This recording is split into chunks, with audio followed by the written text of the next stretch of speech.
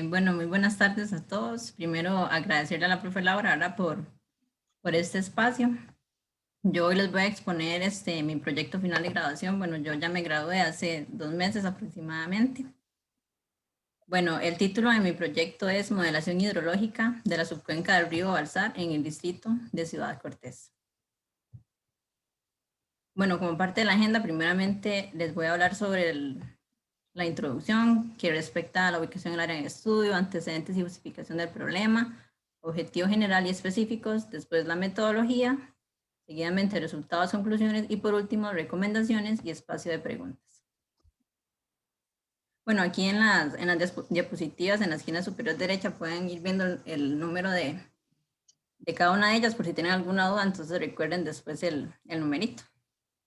Bueno, primero la ubicación del área de estudio. Esta cuenca donde yo analicé, donde hice el estudio, se ubica en Ciudad Cortés. Ciudad Cortés es de la provincia de Punta Arenas y se ubica en el cantón de Osa. Bueno, Ciudad Cortés es un distrito donde desarrollan áreas como en el sector productivo, presentan también el sistema de pesca, la mayoría del trabajo es de este tipo.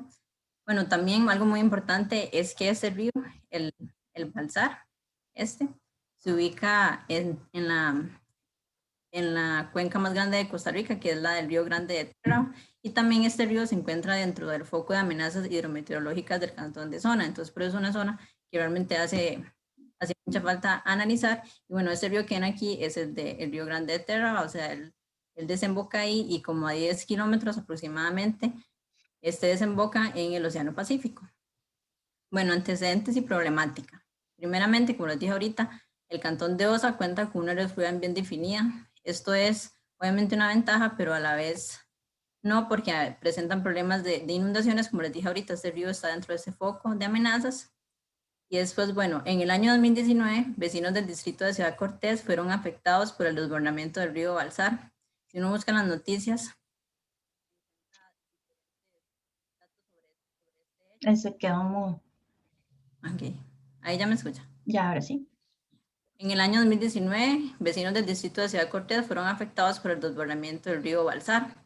Entonces, ¿qué es lo que está sucediendo? O sea, se está afectando a la población, entonces lo que se necesita es un estudio. Y bueno, este proyecto yo lo realicé en el SENARA, que es el Servicio Nacional de Aguas Subterráneas, Riego y Avenamiento, que es esta empresa, bueno, esta institución, perdón, presenta un rol estratégico en el manejo de recursos hídricos. Entonces, bueno, hay varias zonas en este sector de la zona sur que se han visto como afectadas, que es como Palma Norte, Palma Sur y Ciudad Cortés, que todas son pertenecientes al Río Grande de Terra, en Osa Punta Arenas. Entonces, en este caso se decidió porque yo trabajara para este río que es en Ciudad Cortés. Entonces, bueno, eso para dar protección a las comunidades.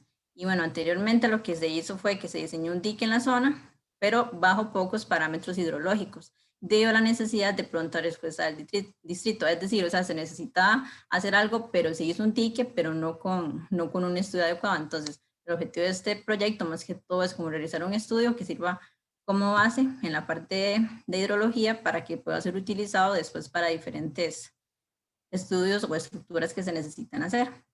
Entonces, el objetivo general es desarrollar una metodología para el modelado hidrológico de la subcuenca del río Balsar, basado en la disponibilidad de datos propios de la zona en estudio para la obtención de caudales máximos para diferentes periodos de retorno.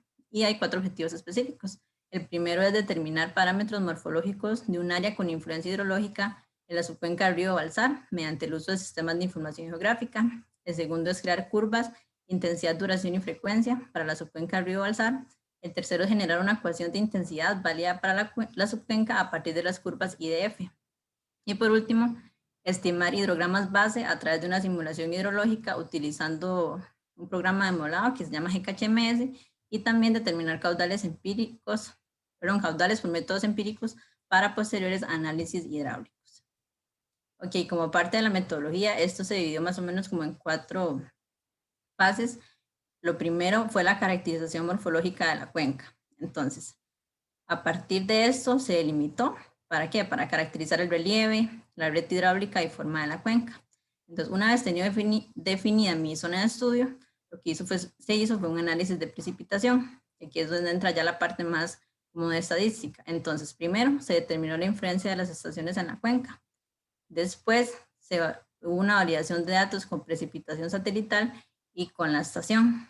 Después, si no hay una buena validación, hay que utilizar datos de precipitación satelital. ¿Y qué se hace con estos datos? Realizar un ajuste de los mismos que permita generar las curvas IF y una ecuación de intensidad válida para la cuenca para diferentes periodos de retorno. Entonces, si se realiza un buen ajuste de datos, se asume una variación de la lluvia igual al tiempo de concentración. Y bueno, esas fueron las dos maneras de determinar caudales. Primero, por la modelación hidrológica en GKHMS, que utilizó un modelo meteorológico y un modelo de la cuenca, y se obtenían los caudales. Luego el otro, caudales a partir de métodos empíricos, se usó el método racional y método MAC-MAC, y finalmente se compararon. Entonces, bueno, como análisis de resultados, la caracterización morfológica. Bueno, aquí podemos observar que esta delimitación se hizo en función de la red de drenaje que presentaba la cuenca, y ese es el tramo del río Balsar, que en este caso va a ser el cauce principal, y este es el punto de aforo, o sea, es decir, a partir de aquí se delimitó todo lo demás. Después, parámetros relacionados a la forma de la cuenca. Bueno, la cuenca tuvo un área aproximada de 40 kilómetros cuadrados. Esto, gracias a diferente literatura, eso se considera como pequeña y tiene un índice de compacidad aproximadamente de 1,7, y eso quiere decir que es susceptible a altas crecidas. Después, parámetros asociados al relieve. Bueno, lo que se hizo es que para toda la cuenca se determinaron alturas. Entonces aquí podemos observar todas las alturas en metros sobre el nivel del mar y el porcentaje de área total, y esto fue el comportamiento que tuvo la cuenca en función de las alturas. Entonces aquí, gracias a esta imagen, podemos observar que tiene un comportamiento muy parecido a esta curva isométrica. Entonces, bueno, ¿qué quiere decir? Que el río Maduro, eso la define como una cuenca en equilibrio. Y aquí, bueno, para una mayor visibilidad, o sea, gracias a esas alturas, por decirlo así, fue que pudimos construir esta. Pero aquí podemos observar que la mayoría de ellas se encuentran desde los 41 metros sobre el nivel del mar hasta los 523, que son los colores rojos, aquí hasta el blanco. Y ya esos verdes de aquí son las demás alturas, que lo más alto que se encontró fue 1105 metros sobre el nivel del mar. Después, parámetros que caracterizan la red de drenaje. Se encontró un orden de corrientes de 5, una longitud de la red de drenaje aproximadamente 91 kilómetros, una densidad de drenaje de 2,27. Esta densidad quiere decir que es moderada, lo que la califica como que puede responder de una forma normal ante la respuesta hidrológica, o sea, ante la precipitación. Después, la longitud del cauce principal fue aproximadamente 11 kilómetros y la pendiente del cauce principal fue del 6% aproximadamente. Y bueno, aquí podemos observar el orden de la red de drenaje. Aquí, bueno, entre mayor número de orden tenga una red de drenaje, quiere decir que tiene una mayor bifurcación y también lo hace a que cause un mayor transporte de sedimentos, lo que la hace más erosiva también. Entonces aquí, donde empieza, es del orden 1 y donde termina, conforme se van uniendo, se van contando hasta que se llegó hasta aquí, hasta el punto de aforo, que sería el del orden 5. Aquí podemos observar el perfil del cauce principal, que es precisamente el río. Entonces aquí vemos que en comparación, por ejemplo, de toda la cuenca de las alturas, ese siempre se presenta un poco diferente, porque está como más así, más pronunciado. Entonces quiere decir que se comporta más como un río viejo, lo que lo hace no tan susceptible a ser erosionado. Y bueno, aquí se puede ver la distancia que tuvo, ¿verdad? Que fueron de 12,000 metros. Y bueno, aquí esta es como la parte más importante en sí, en la que más se trabajó, digamos, que fue el análisis de precipitación. Entonces, ¿qué se hizo primero? Bueno, como les dije ahorita, primero se determinó la influencia de las estaciones meteorológicas. Una vez que se determinó la influencia, se validaron los datos con precipitación satelital. ¿Esto por qué? Porque a veces hay datos que pueden que no estén bien, ocupa otro punto de referencia para ver qué tan parecidos son. Y después se hizo una descarga de datos satelitales en Google Earth Engine, que esto consiste, bueno, es como mediante un código que se programa, se cargan capas. Por ejemplo, yo podía cargar la capa de mi cuenca o también un polígono, que es en este caso lo que yo usé, la capa de la cuenca y un polígono. Después se correlacionan los datos de la estación con los satelitales mediante un gráfico de dispersión. A partir de eso se determina si hay una buena correlación de datos. Si sí, se utiliza para el análisis y si no, se realiza un ajuste de los datos de precipitación satelital para crear curvas IF. Después, a estos datos se le realiza un análisis de datos dudosos, que es de valores extremos. Después, se hace un análisis de distribución de frecuencias por el método de Gumbel. Seguidamente, a esos datos se realiza una prueba de ajuste para los resultados de Gumbel. Después, se le aplica una prueba de Kolmogorov-Smirnov y coeficientes de determinación. Y a esta prueba se verifica si se cumple que D es menor que DT, que ahorita van a ver bien a qué me refiero con esto. Entonces, si no, se verifica, el ajuste no es bueno. Y si sí, el ajuste es bueno, que eso fue lo que se encontró. Entonces, a partir de esto, ¿qué se hizo? Se hizo una creación de ecuación de intensidad a partir de los datos de las curvas IF mediante un análisis de varianza en regresión lineal múltiple, distribución de Fisher. Entonces, a partir de eso, se verifica si se cumple que F prueba es menor que F. Entonces, si sí, se acepta la ecuación de intensidad a partir de los datos de la distribución de Gumbel, y si no, no se acepta. Entonces, bueno, aquí ya para explicarles mejor, bueno, hay en QGIS, hay una forma de determinar las influencias que están influyendo en la cuenca. Entonces, cuando yo hice este análisis, encontré que habían dos estaciones, que está de San color celeste, que es la estación Alto de la Escuadra, y está de San color azul, que es la estación de Palmar Sur. Entonces, ¿qué fue lo que pasó? En función de esto, yo podía ver cuánto influían en mi cuenca. Entonces, vemos que la estación de Palmar Sur influyó apenas en esta parte y en la parte baja de la cuenca, mientras que la estación Alto de la Escuadra solo influyó en toda esta. Pero bueno, aquí es donde vino el principal problema. ¿Qué fue lo que pasó? Que, hay diferentes instituciones públicas que brindan acceso a estas estaciones meteorológicas, pero lastimosamente, al solicitar la estación del Alto de la Escuadra, no hubo una buena respuesta, duraban como 6 meses en darlos, entonces no se pudo, solamente se pudieron obtener esos datos de la estación de Palmar Sur. Entonces, ok, aquí qué fue lo que yo dije, bueno, ok, tengo estos datos, nada más, pero necesito validarlos con precipitación satelital, aunque sea. Entonces lo que hice fue trabajar con este shape, que lo cargué a ese programa y en Google Earth Engine lo que hace es agarrar esa capa y en esa área saca una precipitación promedio de lo que hay, de la lluvia, entonces se comparan con eso otro. Entonces, bueno, para que entiendan mejor y vean más o menos el montón de datos con los que se trabajaron, los datos que yo tenía eran del año 2008 al 2018. Y bueno, es importante que ustedes sepan que entre mayor número de años que yo tenga, siempre es mejor. ¿Por qué? Porque tengo más datos en comparación, porque uno lo que está buscando es eventos como específicos, ¿verdad? Que se puedan como volver a dar. Entonces, bueno, aquí, como pueden observar, en 2008, por ejemplo, esos meses no habían datos, o sea, no habían absolutamente ninguno. Aquí en 2009, solamente en febrero, bueno, faltaban 26 días. Aquí en el 2010 faltaban todos estos meses y así sucesivamente, ¿verdad? Para todos. Entonces, bueno, aquí...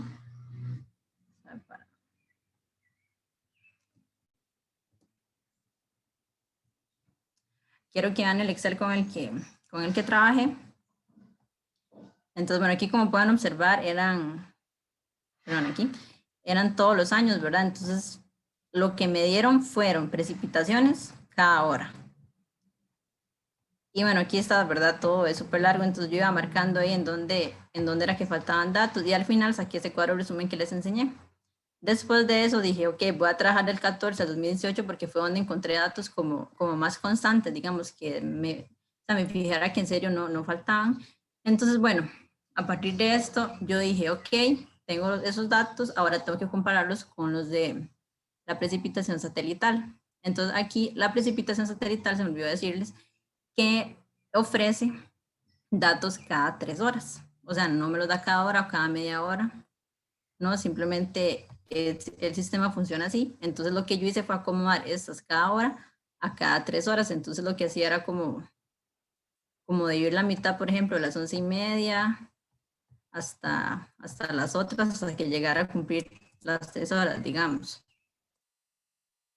Entonces, así lo hice para todo, o sea, todos los días, ¿verdad? Hasta el 2018. Entonces, después de esto, bueno, ya hice la validación y esto fue lo que se encontró. Entonces, bueno, hidrológicamente hablando, cuando uno determina el coeficiente de determinación, uno ocupa encontrar valores entre el 0.8 y menos 0.8. Y como pueden ver, aquí fue 0.0078.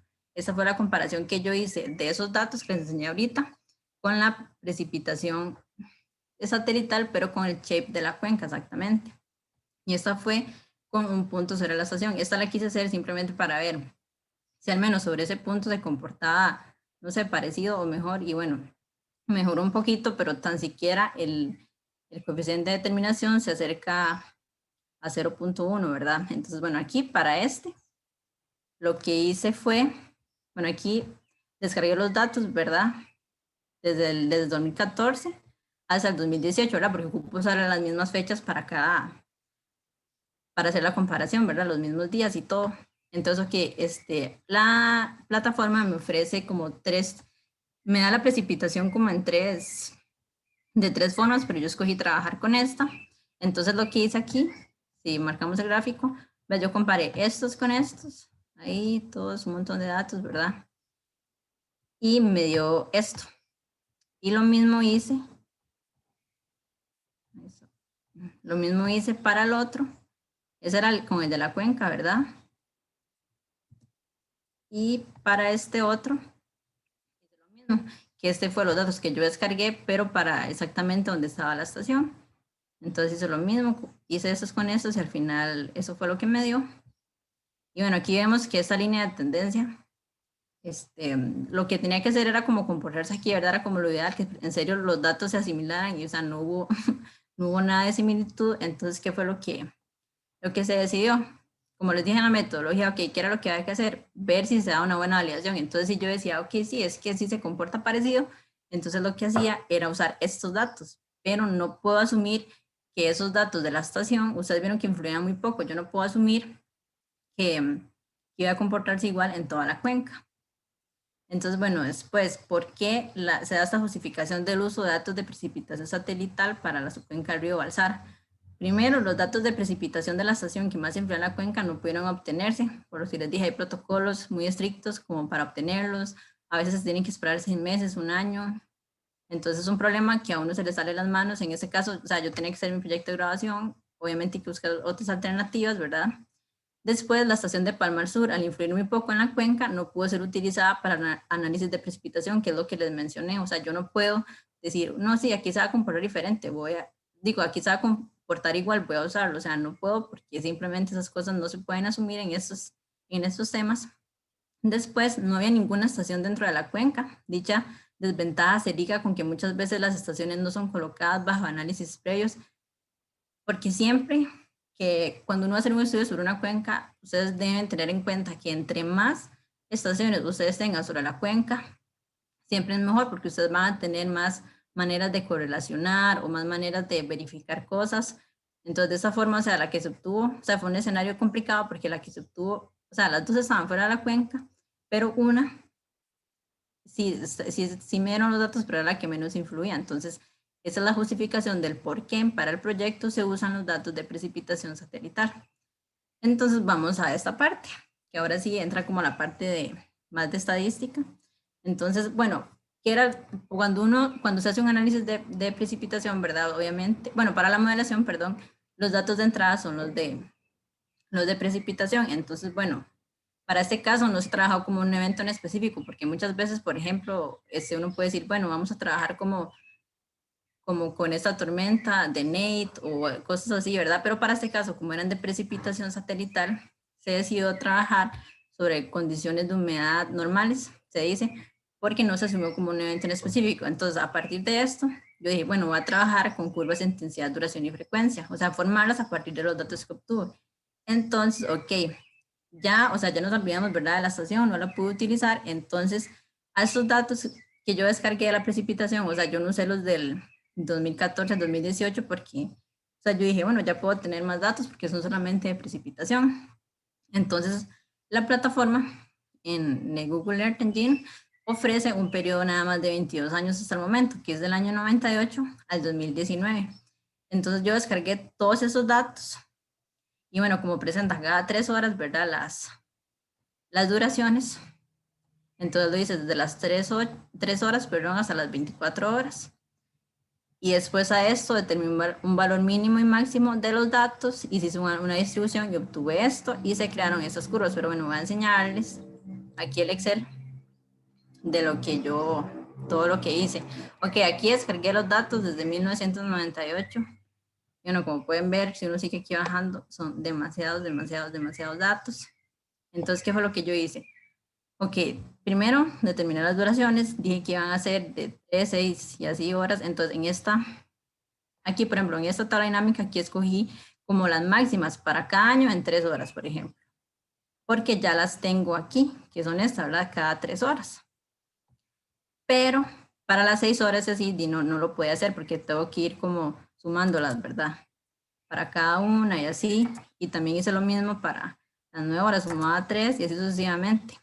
Entonces, bueno, lo que yo hice aquí, iba a durar mucho buscándolo, pero lo que yo hice al final es buscar entre todas esas 6 horas seguidas, 6 horas, 9 y 12, eso sucesivamente, busqué las máximas para cada año. O sea, hice todo eso para el año 98, 99 y todo hasta llegar al año 2019. Y en resumen, eso fue lo que encontré. Las 3 horas las saqué de aquí de esa tabla dinámica porque ya tenía los datos como les dije, pero para estas los saqué de la otra hoja, ¿verdad? Porque ya yo sabía cuáles eran las máximas para cada año por duración. Entonces ese era el primer paso. Esos son mis datos de entrada. Después que hice un análisis de datos dudosos, que estos datos que están aquí los tenía que convertir a base de logaritmo y después tenía que sacar el promedio de la desviación estándar y se determinaron los valores extremos superiores e inferiores que fueron esos dos. Entonces, para hacer ese análisis de datos dudosos, lo que tenía que verificar era que ni el menor, que, o sea, que no hubieran datos menores al menor que está aquí ni al mayor. Entonces yo me fijé y dije, ok, sí está bien. Y después, aquí, ok, dice todos los valores se encuentran dentro de los límites, entonces está súper bien. Entonces después hizo un análisis de distribución de frecuencia, que bueno, los análisis de distribución de frecuencia se usan como para analizar a veces precipitaciones extremas, que era lo que yo quería saber. Entonces se usa una ecuación, para Gumbel se usa una ecuación de intensidad de frecuencia, se llama, donde toma en cuenta el promedio de intensidades y la desviación estándar para cada duración que yo escogí. Después, en función de esto, hay unos factores que hay que determinar, o sea, todo esto, todos esos valores son parte de esa ecuación, que yo aquí lo uso. Por ejemplo, ese factor de Carr viene de todos estos, y esos valores, bueno, se sacan en función de una tabla, número de datos. Y bueno, ya yo usando la fórmula, o sea, al final los datos de entrada que les enseñé ahorita, por decirlo así, ya los transformé en esto para cada periodo de retorno que yo quería utilizar, que son 2, 5, 10, 15 y 20 años. Entonces, estas fueron las curvas que generé, que ahí fue lo que les enseñé. Entonces, bueno, aquí esta curva de intensidad de reducción de frecuencia lo que hace es simplemente ver como la distribución de la intensidad que yo puedo tener en función de mi duración y el periodo de retorno. Por ejemplo, para un periodo de retorno de 10 años y una duración de 360 minutos, por ejemplo, mi intensidad máxima va a ser aproximadamente de unos, no sé, 22,5 milímetros por hora. Entonces, esos son como ya mis datos de entrada, o sea, estas curvas. Ok, ahora estos datos se les aplicó una prueba de ajuste llamada Kolmogorov-Smirnov y coeficientes de determinación. Entonces, a esos datos determiné un valor y ese es un valor teórico a partir de una tabla. Entonces, si D, estos son menores que DT, el ajuste es bueno al nivel de significancia seleccionado. Entonces, aquí fue lo que, o sea, con esas intensidades que yo tenía ahí, o sea, aquí se ven más, pero es porque hay que acomodarlo como para cada periodo de retorno, cada duración. Entonces, al final uno sacaba como estos de máximos que estaban en función de frecuencias observadas y acumuladas aquí con diferentes fórmulas. Y lo que se hizo después es para cada duración determinar promedio, desviación estándar y otros parámetros. Y bueno, al final con todo esto, lo que yo quería sacar era un D, que fue ese que les enseñé y que efectivamente sí se dio, y después un coeficiente de determinación que está en función de todo esto, o sea, la suma de todo esto que yo saqué a partir de las frecuencias y de un valor de 0,9720. Entonces, precisamente vemos que sí, realmente sí se cumplió porque esa prueba estuvo bien para esos datos, ¿verdad? Después, ok, como yo iba a trabajar con esos periodos de retorno que les dije, ¿verdad? Y en la metodología les mencioné que como no voy a usar un evento en específico de lluvia, lo que yo hice fue asumir que la duración de la lluvia que yo voy a tener en la cuenca va a ser igual al tiempo de concentración de la cuenca, que fue de 79 minutos. Entonces, ok, ¿por qué se quiere crear una ecuación de intensidad? Porque yo las duraciones que tengo, la mínima fue 280 minutos, pero mi tiempo de concentración me dio 79, entonces tenía que generar una ecuación a partir de mis datos que me permitieran sacar cualquier intensidad para cualquier periodo de retorno y duración, como pueden ver aquí. Entonces, a partir de los métodos de Gumbel se hizo este método analítico, donde se determinaron intensidades, perdón, ya las intensidades estaban, entonces a partir de esto, bueno, estos eran parámetros de fórmulas que yo, ¿verdad?, convertí en función de eso, por ejemplo, aquí logaritmo del periodo de retorno, logaritmo de la intensidad y así sucesivamente. Al final llegué a estas variables. Esas variables están aquí en ese sistema de ecuaciones. Entonces lo que hice fue, bueno, resolverlo, ¿verdad? Con una matriz y otras cosas. Entonces al final obtuve todos los parámetros que yo necesitaba, despejé, habían igualdades, ¿verdad? Y todo esto. Y obtuve una ecuación para el cálculo de intensidad, que fue esa que les enseñé precisamente. Entonces, ok, ya tengo esto. Y entonces, ¿qué es lo que se le hace a esa ecuación? Se le realiza un análisis de varianza, que es la distribución de Fisher. Ese análisis lo que hace es como descomponer mis datos en diferentes varianzas. Y entonces, con un valor de significancia de 0.05, o sea, una probabilidad de 95%, se obtuvo un F teórico de 2,490.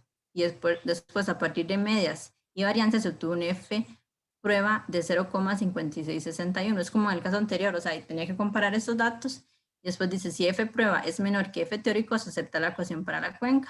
Entonces, esta es la distribución de Fisher que yo hice, donde se toma en cuenta como número de datos del numerador, número de datos del denominador, que es una función como de esto de aquí y esto de aquí, o sea, la cantidad de datos. Ves que 5 esto, 8 esto, y saco los grados de libertad con esto. Después hay una tabla también, que es donde saco este valor teórico.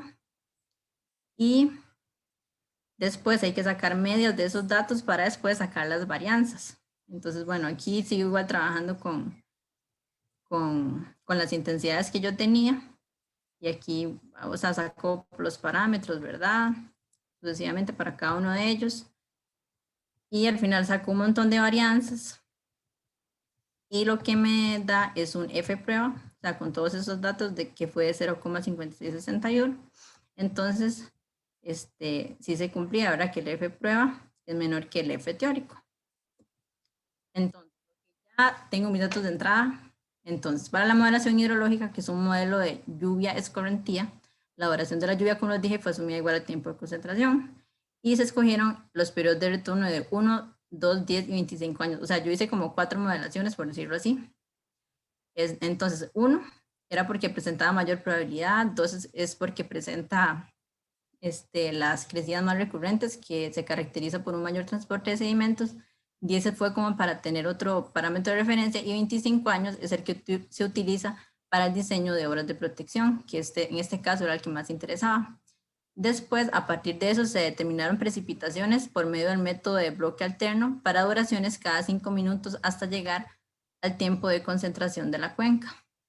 Y bueno, gracias a esta ecuación que yo obtuve, se dio como resultado estos hietogramas obtenidos por medio del bloque alterno, que lo que aquí hacía, vamos a ver dónde está, aquí, para que lo vean un poquito mejor, porque ya yo tenía la ecuación, entonces yo ya sabía mi periodo de retorno y la duración que quería. Entonces hice 5 minutos hasta llegar a 80 minutos, que era aproximadamente mi tiempo de concentración. Entonces simplemente lo hacía para cada una con la duración. Entonces esta con esta y o sea, lo único que haría aquí era la duración, porque tenía mi periodo de retorno.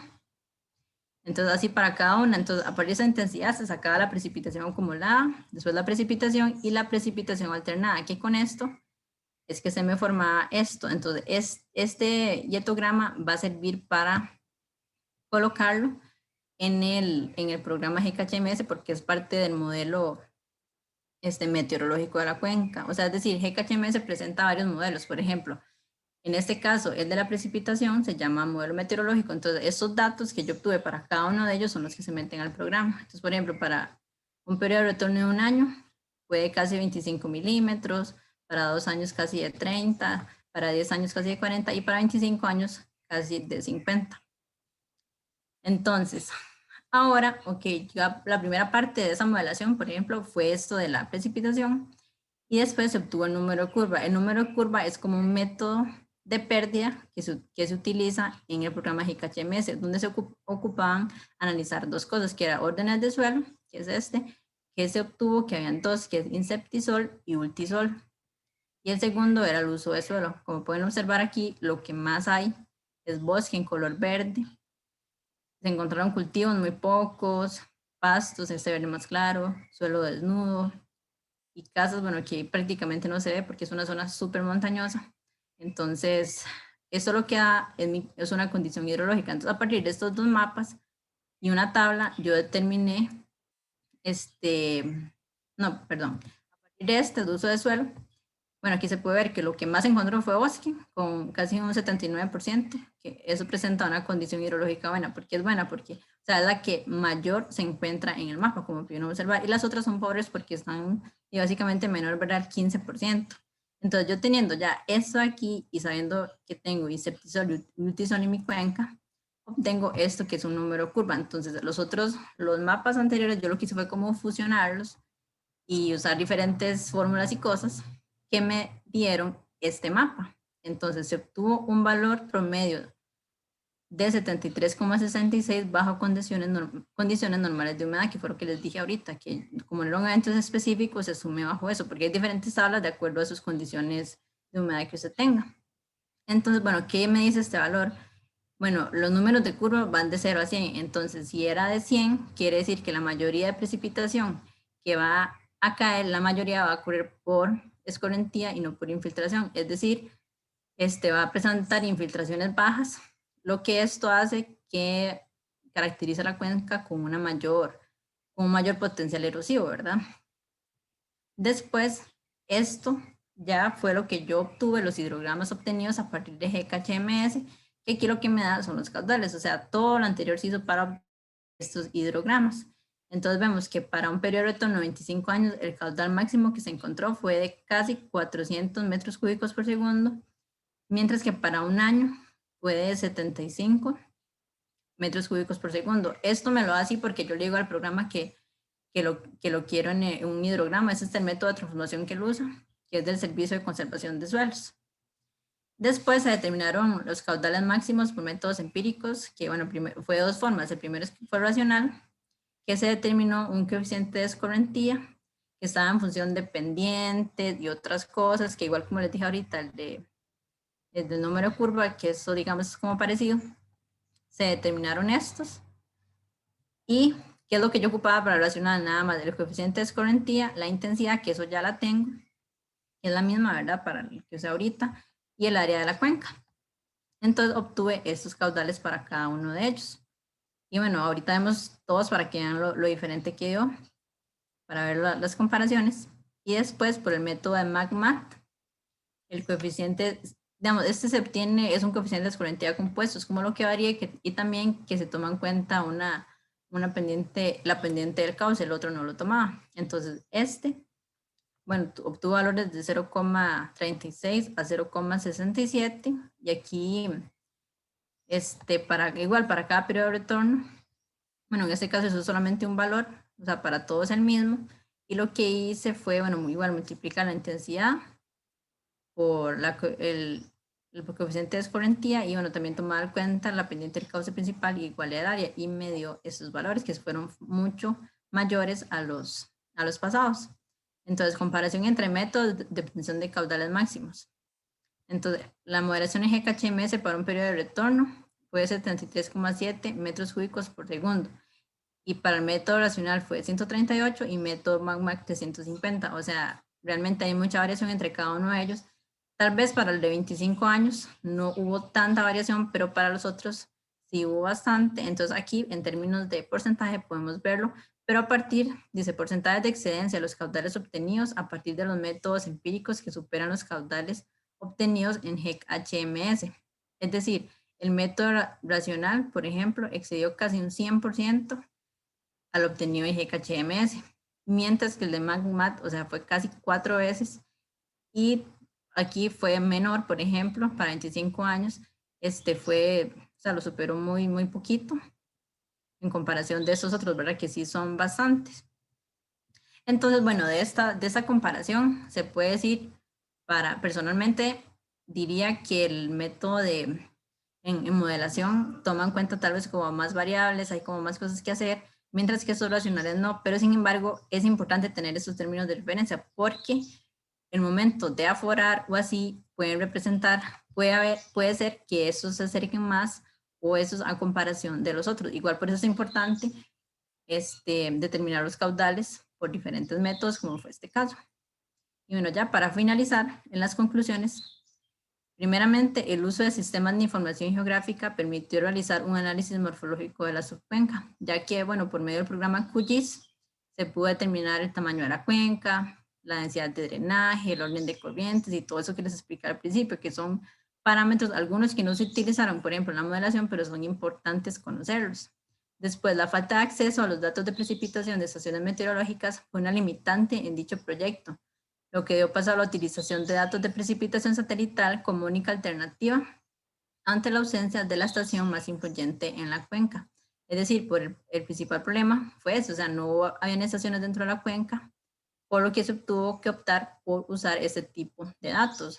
Y como, o sea, se cumple realmente el objetivo que era, o sea, acomodarse a la disponibilidad de datos que habían en la cuenca. Porque esta cuenca yo la podría clasificar como que es poco instrumentada, porque a pesar de que es un lugar donde realmente se necesita que se hagan estudios importantes, no tiene los datos necesarios para tal vez, no sé, presentar datos que sean más confiables, porque obviamente entre mayores estaciones tenga y mayores cosas, obviamente es mejor, entre mayor número de datos, ¿verdad?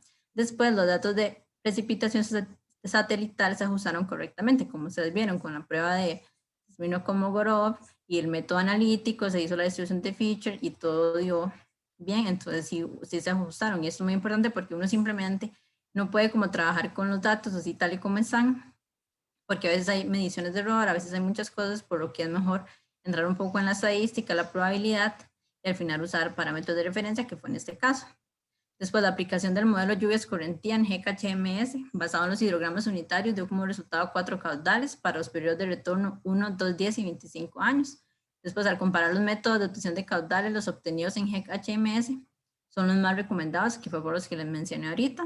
Después, finalmente, se concluye que dicho proyecto debe ser la base para una posterior validación de los datos de precipitación satelital a partir de un análisis de precipitación con estaciones meteorológicas para la subcuenca del río Balsar. Es decir, que esto sea una base, porque el escenario ideal obviamente es que hayan estaciones dentro de esa cuenca, pero, ¿verdad? Imaginémonos, o sea, pueden poner una estación ahí, que cuántos años tienen que pasar para que realmente se haga un buen registro, ¿verdad?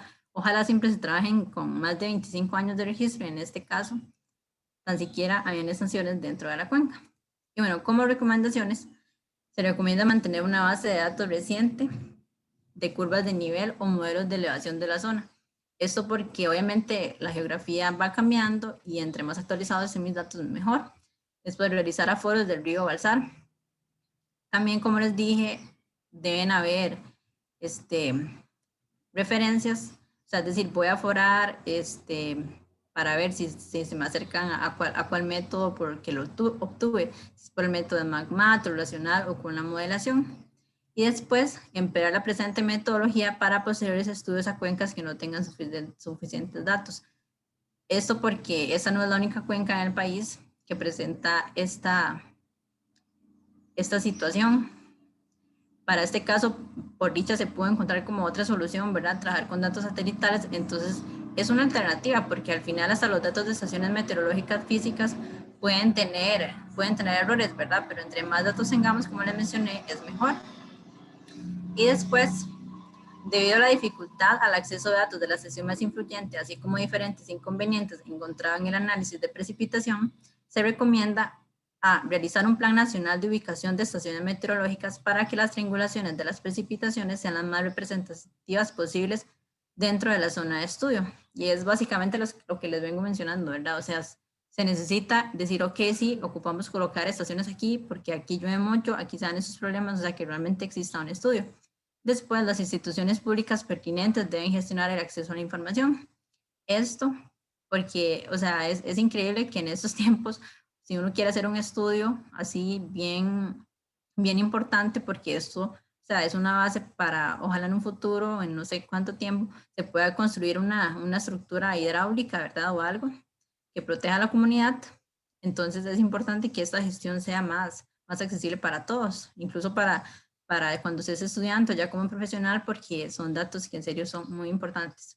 Después, dar un correcto mantenimiento a las estaciones meteorológicas, porque pueden venir errores. O sea, ahorita, como vieron en el cuadro de resumen que yo les presenté, o sea, faltaban un montón de datos y esto obviamente afecta. Uno no sabe que en esos días en serio hayan eventos muy importantes que uno tenga que dejar de lado.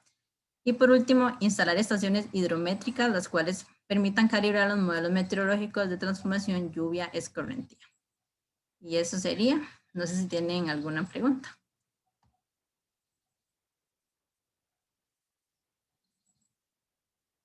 Voy a, perdón, voy a, perdón, voy a tener la grabación, nomás para que nos vea muy